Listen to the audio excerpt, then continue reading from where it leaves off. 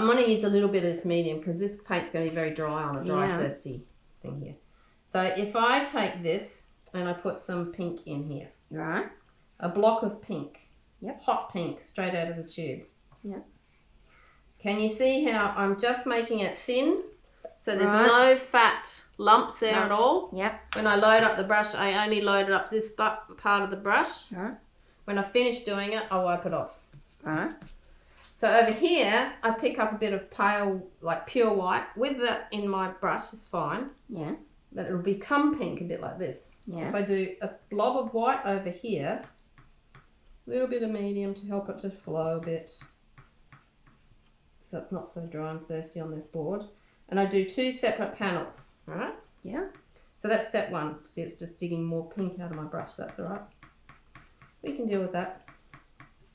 So 2 flat panels, all of the same colour. Now, this is when you got to stop and think about every brush stroke. Right. So I've got tons of pink, pale pink on there, but that's nice and dark. So I dry off my brush. I want to get that dry cleaned. I dry clean my jumper. Dry clean. Now, if I want to blend that into a nice gradient, I do a run stroke, just a normal run stroke with 1 foot either side of the fence line.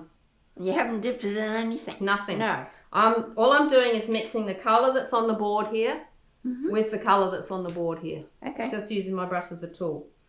So if you wash it, you get all this liquid in here and it'll start lifting it off. So dry clean is what you do 90% of the time with oil.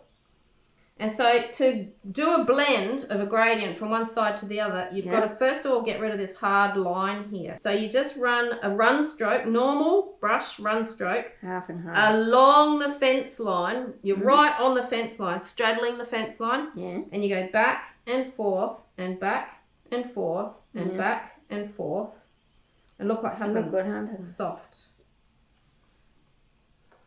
So you're softening the line, right?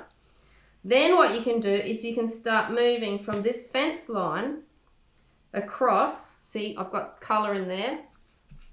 But it's okay. It's in the middle colour, so I don't need to worry too much. But if I start taking this colour here and I push it, I go shunt along to the side a little bit. So I'm on the fence line now. If I go slightly to the left, I shift my brush strokes just to the left a little bit. It starts pulling the white in. Yes. Doesn't it? But look what happens.